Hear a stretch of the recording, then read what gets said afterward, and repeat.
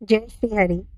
जैसा आप सब जानते हैं, उज्ज्वला हेदुलकर जी ने अपना पूरा जीवन इस्कॉन और श्री कृष्णा की सेवा में लगाया है। आज मेरी उनसे एक बातचीत हो रही थी जिसकी रिकॉर्डिंग मैं इस वीडियो के रूप में ट्रांसफर कर दे रही हूँ, जिससे ये हमेशा हमेशा के लिए मेरे पास सेव्ड रह जाए, मेरे बाद मेरे बच्चों के लिए भी सेव्ड रह जाए।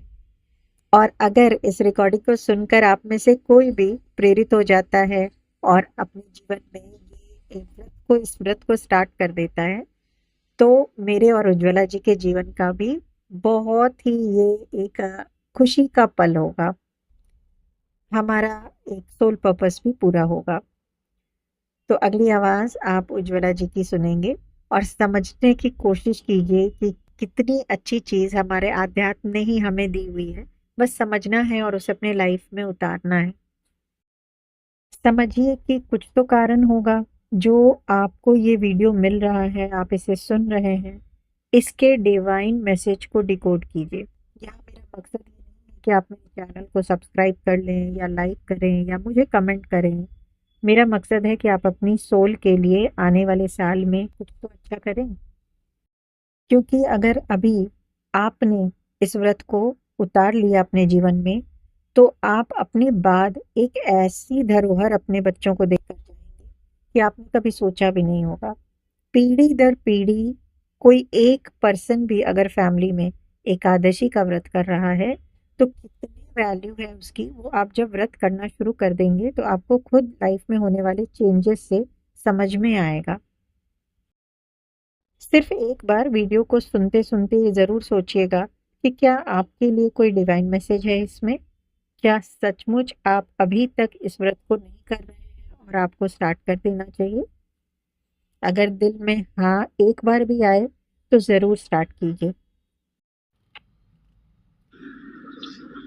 एकादशी व्रत जो है वो सभी उपवासों का व्रतों का राजा है, क्योंकि ये भगवान श्री विष्णु के कनेक्शन में है।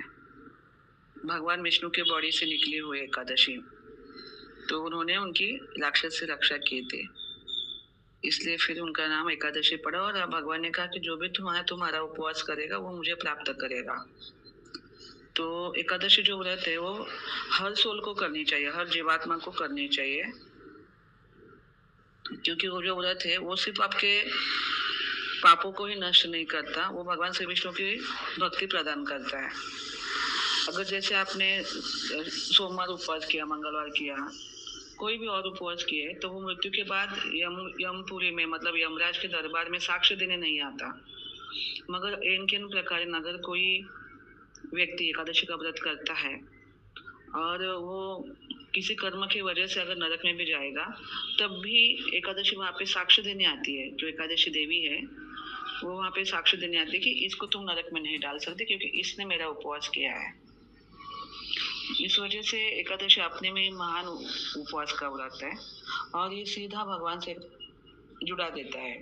भगवान कृष्ण भगवान विष्णु से बहुत खुश हो जाते हैं और उस जीवात्मा के ऊपर विशेष कृपा के रूप में उसको मनुष्य जीवन अगला देते ही है, मगर उसको अपनी वो वाली भक्ति देते हैं जिससे वो भगवान को प्राप्त कर सके।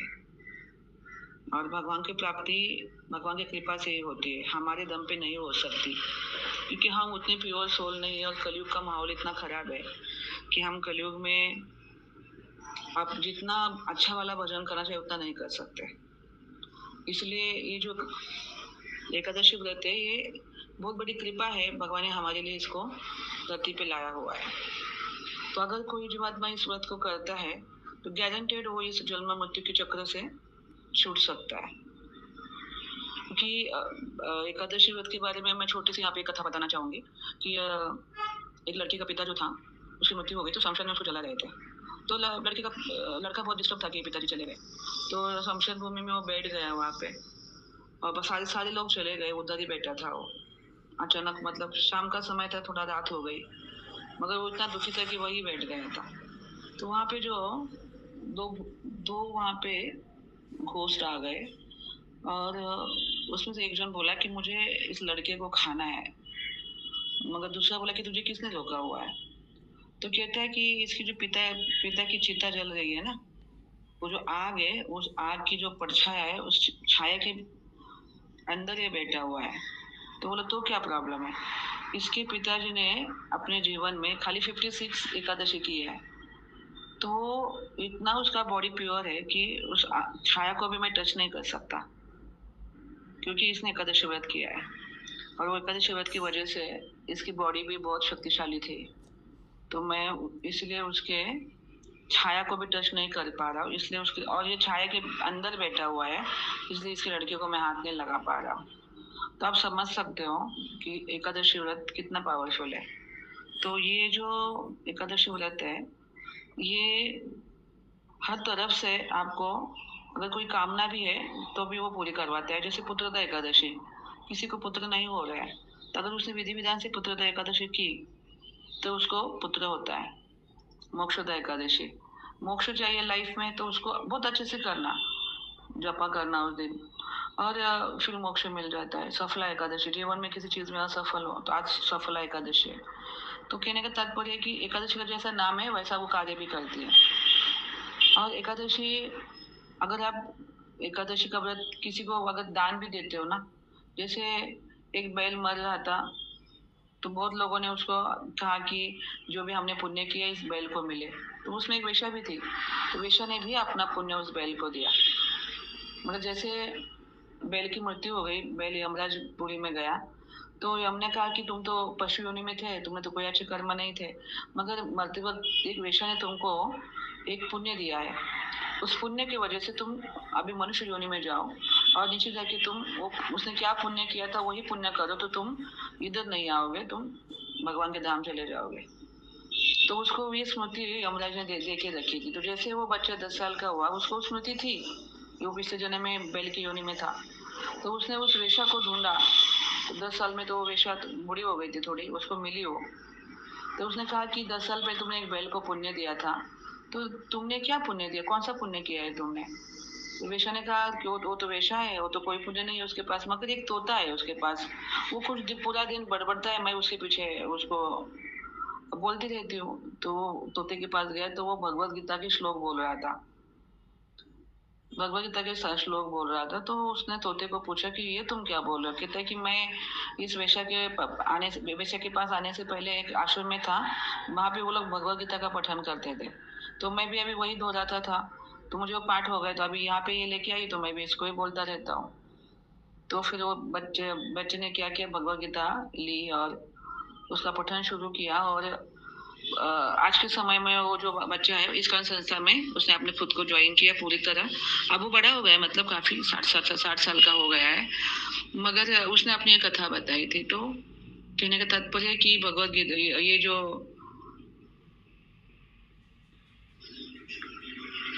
एकादशी व्रत है ये भगवान के कनेक्शन में है, और इस भगवान की 5 चीजें ऐसी है जिससे आपको डायरेक्ट मोक्ष मिल सकता है। एक एकादशी व्रत, एक भगवत गीता का पठन, श्रीमद् भागवत ग्रंथ का पठन, गंगा नदी का स्नान, और तुलसी माता की सेवा। ये अगर इन चीजों के कोई भी कनेक्शन में जिंदगी भर रहेगा तो उसको मोक्ष मिल जाता है। तो एकादशी व्रत इसलिए भी करना चाहिए कि इंसान को, क्योंकि मनुष्य शरीर मिला है और ये छूटने से पहले अपने आत्मा के कल्याण के लिए कुछ ना कुछ तो करना चाहिए। इसके लिए अगर कुछ भी नहीं कर सकते हो तो एकादशी व्रत अवश्य करिए। जैसा खा सकते हो दशमी के दिन एकदम हल्का खाना खाना चाहिए, ताकि एकादशी के दिन ज्यादा वो पेट में ना रहे। और एकादशी के दिन सुबह से ही आप कुछ ना खाएंगे तो अच्छा है, मगर किसी को खाना चाहिए होता है तो फ्रूट खाइए, क्योंकि अभी कलयुग में समय इतना खराब है और इतनी बेसल हो गई अन्न में। जैसे अगर दूध पीते हो तो दूध के अंदर केमिकल डाला होता है, तो वो एकादशी टूट जाएगी। चाय कॉफी पीते हो तो भी एकादशी टूटती है, क्योंकि चाय और कॉफी के बीच अंदर जो केमिकल होते हैं वो एकादशी का व्रत तोड़ देते हैं। उसके बाद अगर सेंधा नमक खा सकते हो तो ठीक है, वरना कोई और वो नमक नहीं चलता है, मगर हो सके तो एकादशी के दिन नमक खाना ही नहीं चाहिए। एक ही दिन अगर उपवास कर रहे हो वो भी आपके आत्मा के कल्याण के लिए, तो बहुत अच्छे से करना चाहिए। और हो सके तो फ्रूट खाइए, क्योंकि अगर एकादशी के दिन आप अन्न खाते हो, जैसे वरी का चावल खाते हो, पोटैटो खाते हो, जो भी एकादशी का अन्न होता है, साबूदाना की खिचड़ी, वो सब खाने से एकादशी का जो व्रत का जो पुण्य है खाली आपको 25% ही मिलेगा। इतना कम हो जाता है, मतलब 70-80% कम हो जाता है, क्योंकि उसमें वो अन्न खाना ही नहीं चाहिए एकादशी के दिन। तो अभी इतना कर ही रहे हो तो अच्छे से करिए, तो फ्रूट खाइए, सबसे बेस्ट है फ्रूट। क्योंकि फ्रूट में कोई पुण्य कम नहीं होता, अन्न खाने से पुण्य कम हो जाता है। एकादशी का व्रत 25% ही मिलेगा, तो उतना मतलब क्या ही फिर उपवास करके फायदा है, एक ही दिन तो करना होता है, तो अच्छे से करिए। तो एकादशी के दिन आप फ्रूट खाइए, दूध भी नहीं पीना है, चाय कॉफी नहीं पीनी है, साबूदाना नहीं खाना है।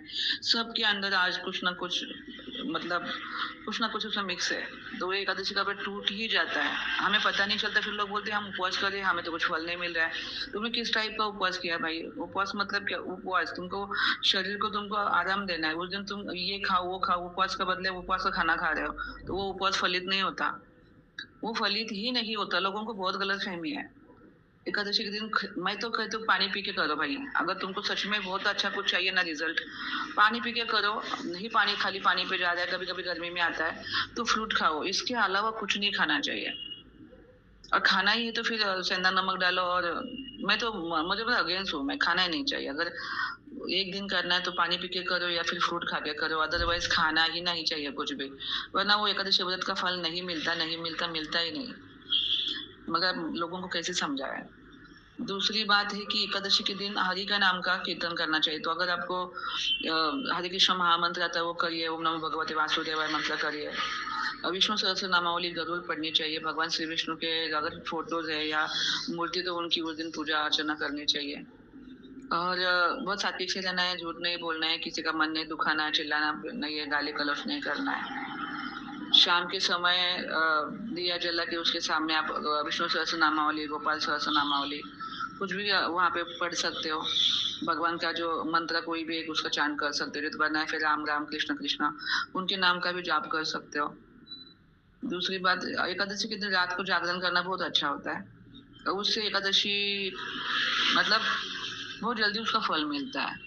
तो एकादशी के दिन अगर एटलीस्ट आप 12-1-2 बजे तक भी जागते हो तो भी वो बहुत बड़ी बात होती है। जागरण का बड़ा महत्व है, अगर जाग सकते हो तो जागना चाहिए, नहीं जाग सकते हो तो ठीक है, मगर जागेंगे तो बहुत अच्छी बात है। और स्पेशली उस दिन भगवान को मंदिर को कोई परिक्रमा करिए, 4 परिक्रमा करनी चाहिए विष्णु के मंदिर को, तो अश्वमेध यज्ञ का फल प्राप्त होता है उससे। और एकादशी के दिन अगर कोई यात्रा भी कर, मतलब यात्रा के दिन एकादशी अगर कर रहे हो तो बहुत अच्छी बात। जैसे कोई वृंदावन में है एकादशी के दिन और वृंदावन परिक्रमा करते हैं, उसका फल लाख गुना बढ़ जाता है। तो एकादशी के दिन जो भी एक्टिविटीज होती है उसका फल लाख गुना बढ़ जाता है, क्योंकि वो दिन ही अपने में पावरफुल है। तो एकादशी का दिन का व्रत जो है हर किसी को करना चाहिए और अच्छे से करिए। और उस दिन प्रार्थना करना है भगवान को कि मुझे इसी जन्म में इस जन्ममुक्ति चक्र से बाहर निकालिए, मेरी आत्मा का कल्याण करिए, मेरी जिम्मेदारी लीजिए, क्योंकि मैं अपने भजन पे मुझे भरोसा नहीं है, मगर मुझे आपकी कृपा के ऊपर बहुत भरोसा है। अगर आपने कृपा किया तो मैं इस मटेरियल वर्ल्ड से बाहर निकल सकता हूँ। इसलिए भगवान जी मैं आपकी कृपा के भरोसे हूँ। ये जो व्रत वैकल्य सिर्फ मैं आपकी खुशी के लिए कर रहा हूँ, और मुझे इसके बदले आप चाहिए, आपका धाम चाहिए। मुझे इस जन्म मृत्यु चक्र से बाहर निकालिए, वरना आगे जाके तो कलयुग बहुत ही खतरनाक है। यहाँ पे वापस जन्म लेना बहुत बड़ी रिस्क है, क्योंकि बहुत जीवात्माओं के साथ गलत होगा। यहाँ पे आप देख ही रहे धरती पे अभी क्या चल रहा है। तो अगर आपके पास ये जानकारी पहुंच रही है तो आपको तुरंत एकादशी व्रत, भगवद गीता का पठन, तुलसी महारानी की पूजा शुरू कर देनी चाहिए।